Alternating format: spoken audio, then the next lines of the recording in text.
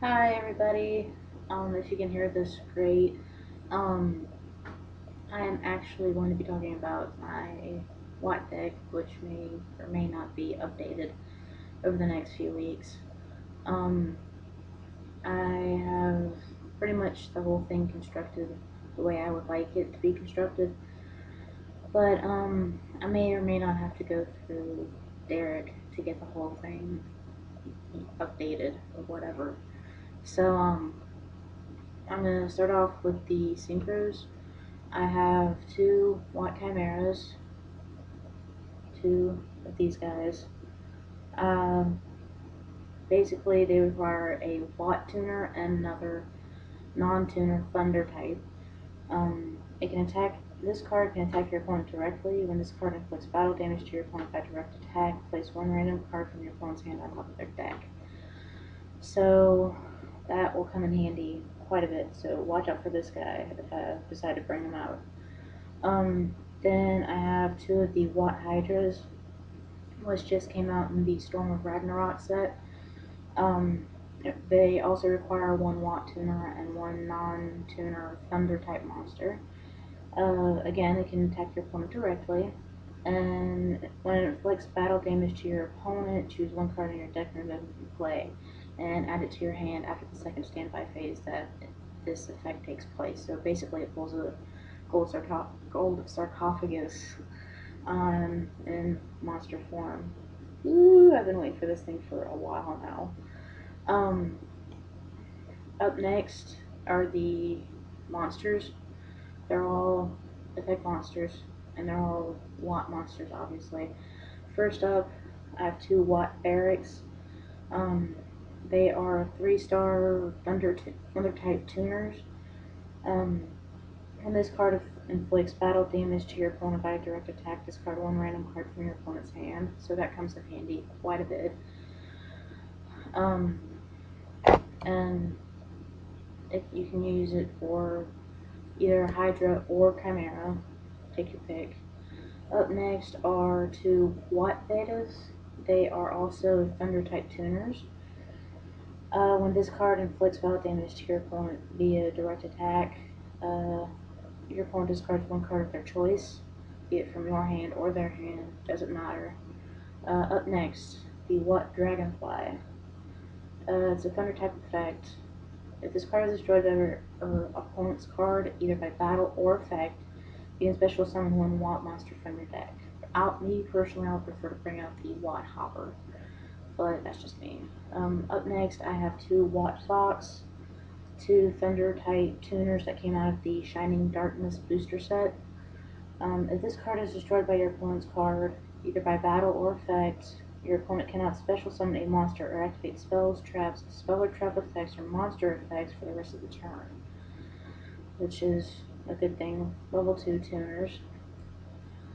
Now this one's been a pain in the butt to bring out to get the infamous Watt Giraffe. It's a 4-star Thunder effect that also came out in Shining Darkness, but limited print.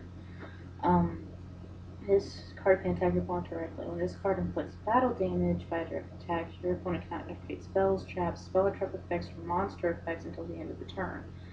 So it sort of works like beta, but not really, or one of the previous ones I just mentioned. Up next are the two Watt Hoppers. They're level 1 thunder effects that came out of Starstrike Blast.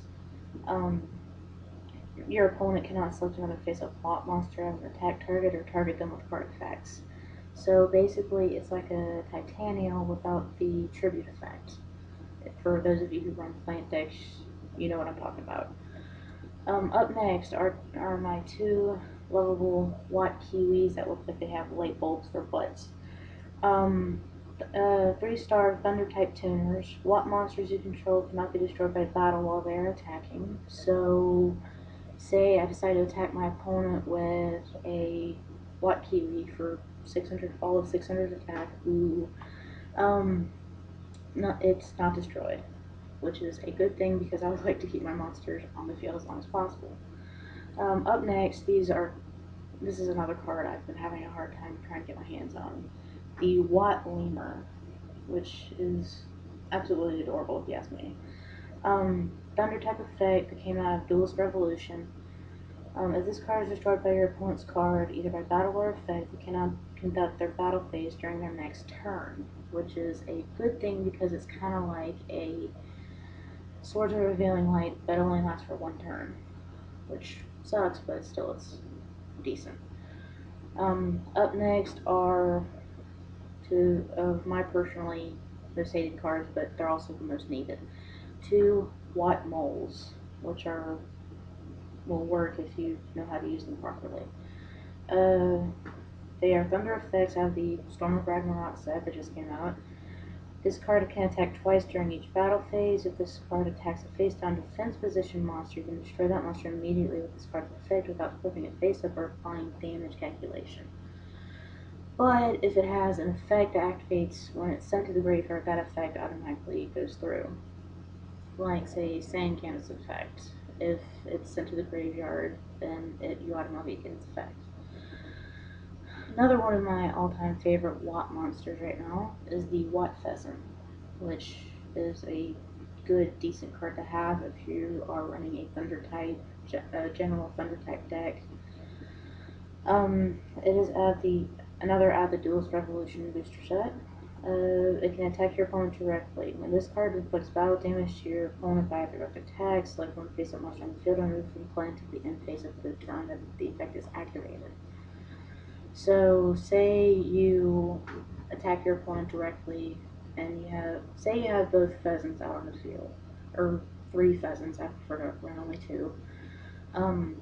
You attack your opponent directly with both. You can remove 2 or 3, depending on how many Watt pheasants you have on the field. You can remove 2 or 3 of your opponent's monsters from the field until the end of the phase, which works. Up next is another one of my favorites, just because it's just absolutely adorable, is the Watt Squirrel. Took me a while to get a second one, which I'm side decking at this point, so I'm not really sure if I'm going to need the second one or not. Thunder type effect out of Starstrike Blast. This card can attack twice during each battle phase. Start battles, negate the effects of the monster battled after damage calculation, including an effect that activates in the graveyard. Up next, and the last monster in this deck that I personally think is kind of weird looking, but it kind of reminds me of Woody Woodpecker. It is the Watt Woodpecker. Level 3 Thunder effect out of Shining Darkness. It can attack twice during each battle phase. Any monster that battles with this card cannot change its battle position. So basically, if your opponent has, say, a Red Dragon Archfiend, or, sorry, I have this stupid weird obsession with Jack Atlas in case you didn't know. Or a Stardust Dragon, because me personally, I have a Lucky Stardust. But anyway, the Watt Woodpecker can attack twice during each battle phase, and the monster that it attacks, or the monsters that it attacks cannot change their battle position until the next turn. Now onto the spells and traps, which I kind of have meshed together. First up, Giant Grenade. I'm pretty sure everyone knows what this one does. Returns all spells and traps to the respective owner's hands, which comes in handy quite a bit, especially for me. Up next is Lightning Vortex. I'm sure everyone knows what this does. Discard a card from your hand and destroy all face-up attack position monsters on the field. I thought it was all monsters in general, but it's all attack position monsters. But still, Lightning Vortex is a good card to have. Up next, Infamous Trap Magic Cylinder.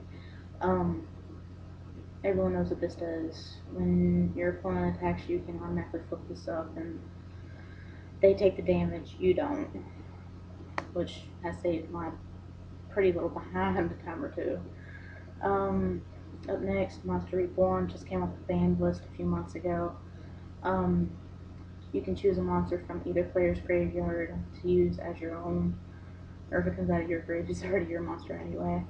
You can use it one either as a synchro material monster or what have you, just whatever. Monster Reborn is a good card to have, especially if you're running low level, low attack, or defense monsters that can save your butt from whatever. Then up next are, of course, everyone's got to have at least 2 of these in their deck. Mystical Space Typhoons. Destroy 1 spell or trap on the field, or on your opponent's back row, as duelists like to call it. And of course, negate attack. When your opponent declares an attack, flip this face up and automatically in the battle phase. So if they have, say, 4 monsters on the field in attack position and they attack with 1, flip this face up and ta-da, their other monsters are not allowed to attack for until next turn. This cute little card right here, as ugly as it may seem, has been a lifesaver in more ways than one, especially if you have 2 of them. If you run 2 or more in each deck, or at least 2 in each deck, Scrap Iron Scarecrow. Flip it face up, stop an attack, flip it face down, stays on the field, unless it's MST'd, Mystical Space Typhoon, or if it's, sent back to the hand by Giant Grenade, which would really, really suck. Then I've been wanting to use this card for a very, very, very long time since I heard about its wonderful effect. Solidarity. This one I got out of I don't even know what set this is. If you have 1 original printed type monster in your graveyard, face-up monsters you control with the same type gain 800 attack. So being that the Watt monsters are all thunder types, and I have some in the graveyard, all my Watt monsters on the field automatically gain an extra 800 attack, which is a very, very good thing. Now this card has seriously saved my ass on more than one occasion, at least long enough for me to get out monsters that I need, or synchro summon, or whatever. But everyone knows Swords of Revealing Light. I know quite a few people who actually hate it, because I do have to rely on this for a lot of stuff. It stays active on the field for 3 of your opponent's turns, and your opponent cannot attack during each of those turns. And all face down position monsters that are on the field turn that this is activated, they are automatically flipped face up. But if they're set after this is activated, then they're okay, and it scares me, but that's okay. Up next is a good card that I didn't even think would even really work in a Watt deck, but it's Waboku. Any battle damage that you would take becomes 0, and that's really about it. And this is an older version of the original Yugi starter deck. Then up next is the field spell for the Watt monsters, Watt Castle, which gives any monster that attacks a Watt monster loses 1,000 attack after damage calculation. So say, I'm going to jump on the whole Red Dragon Archfiend thing. So say a Red Dragon Archfiend decides to attack my Watt Squirrel, and of course I will take damage unless I have Solidarity on the field. I'll take a lot of damage unless I have Solidarity on the field. I won't take as much damage. But Red Dragon Archfiend, hello, say bye-bye to 1,000 of your attack, buddy. Up next is a continuous spell that actually works with any thunder types, including Raimei, the Battery Men,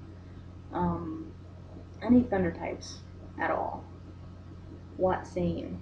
It's a continuous spell that came out of the Duelist Revolution. When a Thunder type monster you control inflicts battle damage to your opponent, give them life points equal to the damage inflicted. This has helped me a lot, and when I first started using my Watt deck.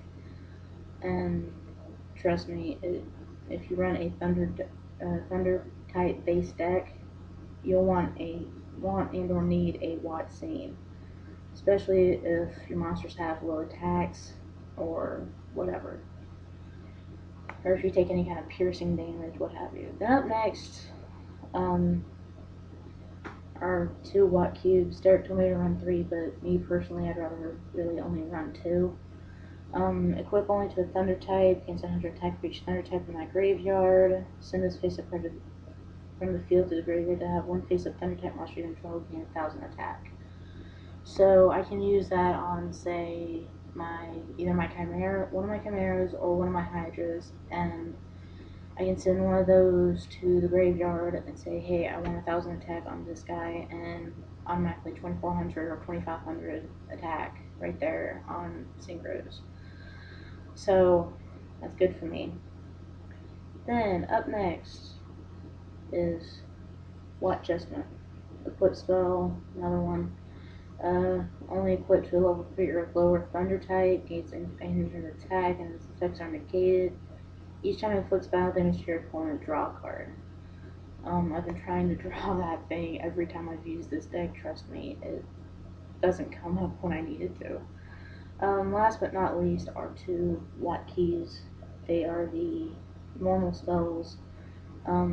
Face-up Watt monsters you control can attack your opponent directly the turn that this card is activated, which actually would help a lot, which actually helps quite a bit.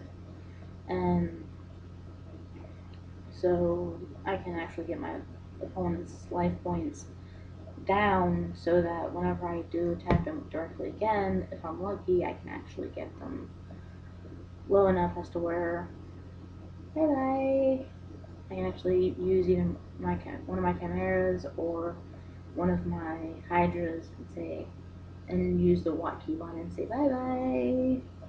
Say bye-bye to the rest of your life points.